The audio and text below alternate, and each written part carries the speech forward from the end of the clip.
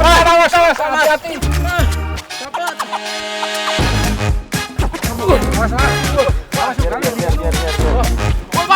Wah.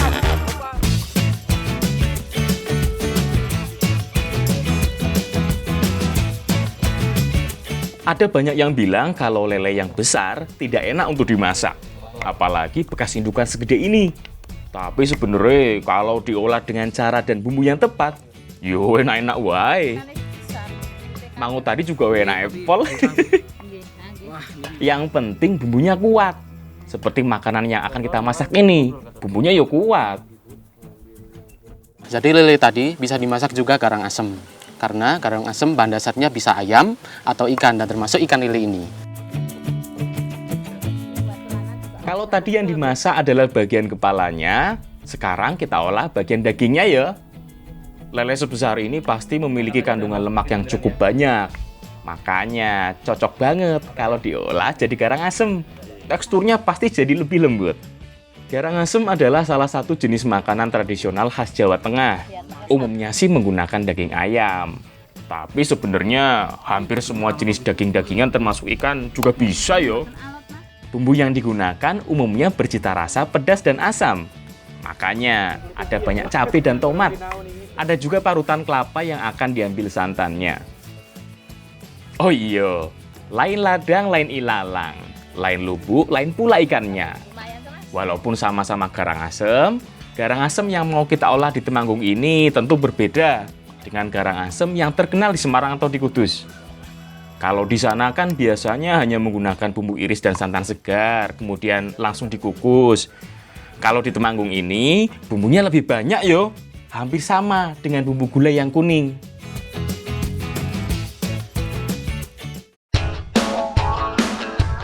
Cara masaknya juga agak beda ya. Kalau di Semarang dan di Kudus, semua diracik dalam keadaan segar, termasuk santan, bumbu iris, dan dagingnya. Semuanya langsung dikukus. Kalau di sini, bumbu-bumbunya ditumis dulu. Baik bumbu halus, bumbu iris, santan, dan ikannya. Pokoknya semuanya ditumis, Miss.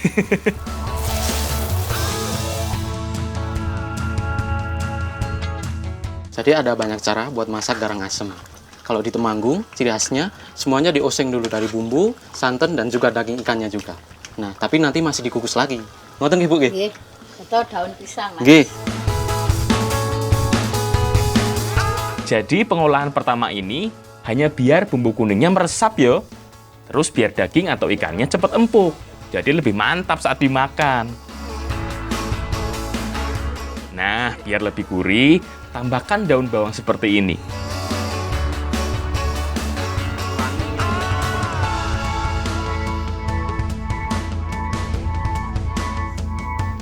Tahap kedua masih sama yo. Bungkus atau pincuk dengan daun pisang. Ikan yang sudah dimasak dengan bumbu kuning tadi, kemudian ditambah dengan bumbu iris seperti tomat dan belimbing wuluh. Kemudian dipincuk dengan daun pisang. Nah, tahap kedua ini yang membuat cita rasa garang asem nantinya lebih seger. Oh yo, ada caranya mincuk garang asem seperti ini yo, biar nggak bocor. Daun pisang yang dipilih yang sudah agak layu, jadi nggak getas atau mudah sobek. Terus tumbuk menyilang. Jadi kalau salah satu sobek, ada lapisan kedua yang menyelamatkan. Jadi aman untuk membungkus makanan berkuah seperti gini. Ya.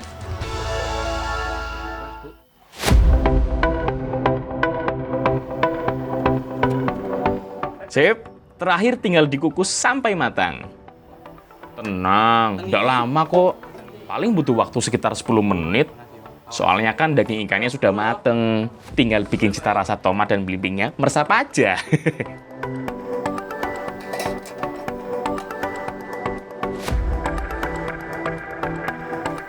Wah, wis mateng kabeh iki kayak Mbak Lala. Kita cobain dulu yuk. Bener-bener empuk daging ikannya. Apalagi kalau dapat bagian lemak. Wah, cocok banget iki. Kenyal-kenyal gimana gitu. Enak ya, Mbak ya. Nah, jadi garang asem di Temanggung ini rasanya ada manis, gurih, sama pedas asin. Seger juga ya Mbak ya? Iya. Karena tadi sebelum dikukus ada tambahan tomat sama buah belimbingnya. Ya Mbak, nambah Mbak.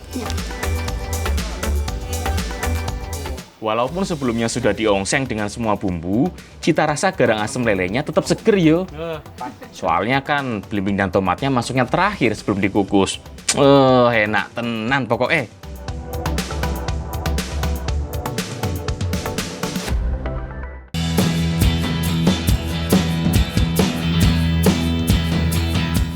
Nah, jadi hari ini kita lagi mau nyari gasir. Gasir itu adalah sejenis serangga yang biasanya hidup dan sembunyi di bawah tanah. Makanya harus kita cangkul dulu. Monggo Pak, cangkulin Pak. Go. Gasir adalah sejenis jangkrik yang memiliki ukuran cukup besar. Biasanya hidup dengan menggali lubang di tanah. Nah, ciri-ciri tanah yang ada gasirnya, biasanya di bagian tanahnya ada tanahnya lebih halus yo. Itu adalah sisa galiannya. Tinggal dicangkul, terus cari lubang kecil. Biasanya di situ ada gasirnya.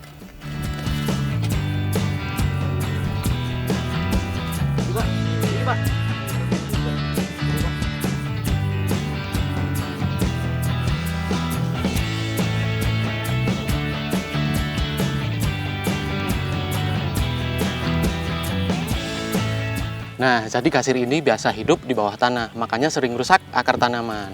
Dan dianggap hama oleh warga sekitar sini. Tapi bisa dimasak, Pak ya? Bisa. Wah, Bisa dimasak. G.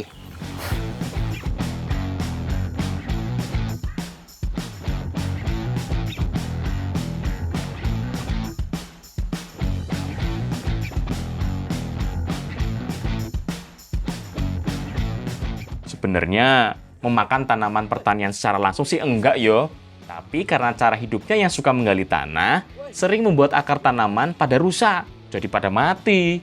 Ada sedikit perbedaan antara gasir dan jangkrik pada umumnya. Selain ukuran badannya yang lebih besar, bentuk sayapnya juga biasanya lebih kecil. Wah, lumayan yo, entuk akeh iki. Gasir biasanya banyak ditemukan saat peralihan musim, terutama dari musim kemarau ke musim penghujan. Walaupun sering dianggap merugikan pertanian, kalau banyak gini yo enak untuk dimasak.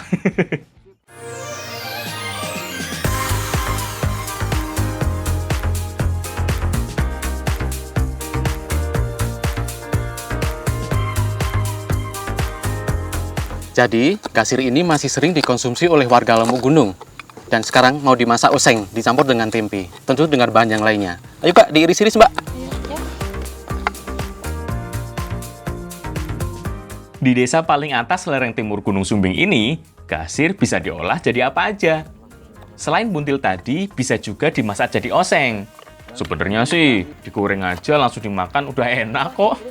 Kalau oseng-oseng seperti ini, bumbunya sederhana aja yo. Ada berambang, cabai, tomat, serai, salam, dan lengkuas.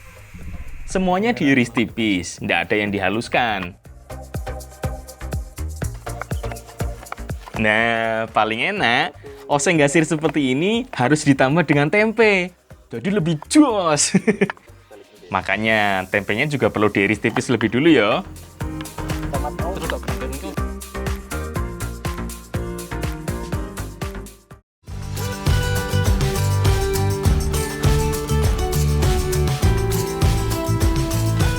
Seperti namanya ya, cara masak oseng gasir ini ya dengan dioseng satu persatu.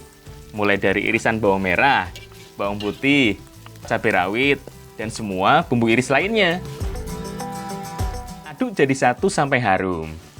Nah, kalau sudah harum, tinggal masukkan irisan tempe dan tunggu sampai tempenya sedikit layu. Biar meresap bumbunya. Kalau gasir ya masukkan terakhir aja. Soalnya kan gasir ini sudah digoreng sebelumnya. Jadi ya wis mateng.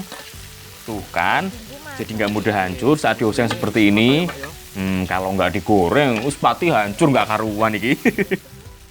Beuh, sambune sedep tenan iki. Wis siap dipangan iki. Biarpun masaknya cuma sederhana, oseng gasir ini nggak kalah loh enaknya dengan buntil yang lebih rumit tadi.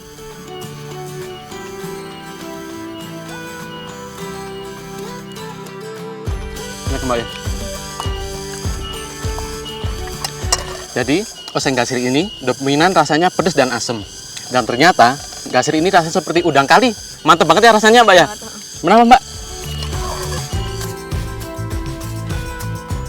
Lah wong pada dasarnya udah enak, mau diapain aja ya tetap enak. Kalau lihat bentuknya, orang mungkin ragu buat memakannya. Tapi ini udah sekali coba, yo pasti nambah. Yo, Mbak, monggo, tanduk, dientekke ya.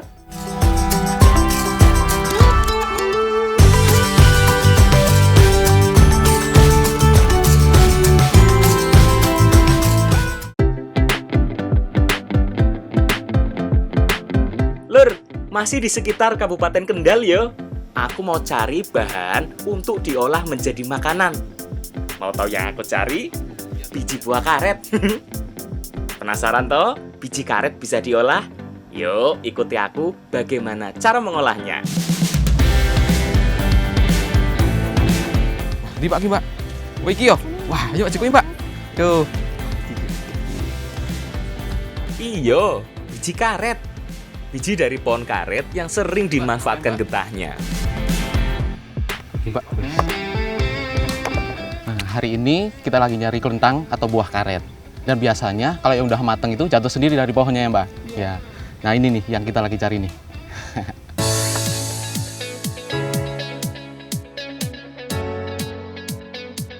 Selama ini biji karet hanya dimanfaatkan sebagai benih tanaman. Tapi sekarang mau kita masak. Tak yo. Ayo, balik yo.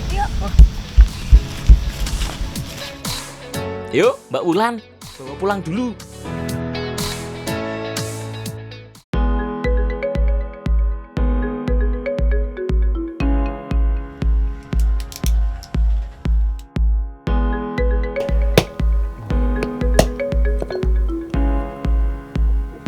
Jadi kelentang ini sebelum kita olah harus kita kupas dulu kulitnya. Kulitnya itu keras, mirip seperti batok kelapa. Dan di dalamnya masih ada kulit lagi, makanya harus dikupas 2 kali. Kalau zaman dulu, biji karet ini sering dijadikan mainan. Diadu, biji karet siapa yang paling keras? Lah wong kulitnya aja keras banget gini. Oh iya, jadi inget kemiri ya. Bumbu masakan yang bikin masakan jadi lebih gurih. Itu juga cara ngupasnya gini, cukup susah.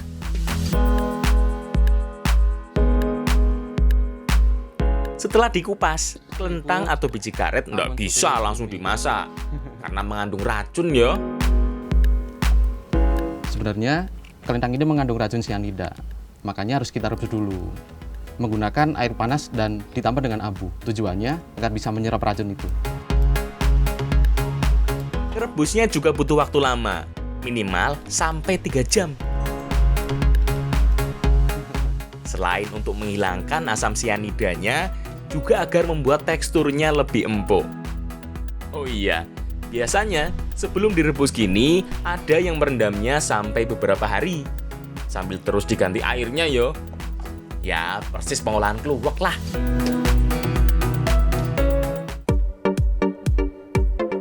Sip, sekarang kita masak kelentang biji karetnya.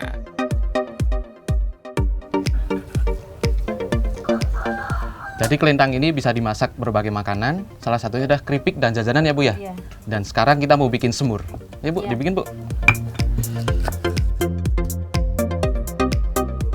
Kelentang atau biji karet ini akan kita masak semur dengan tambahan tempe.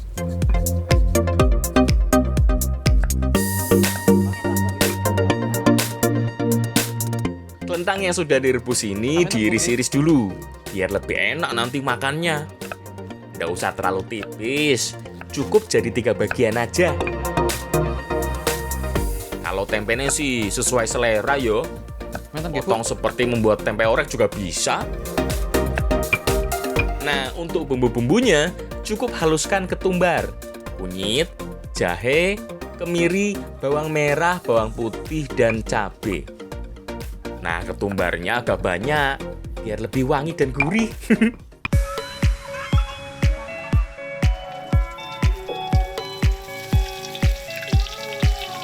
Kalau udah, yuk tinggal tumis bumbu halusnya.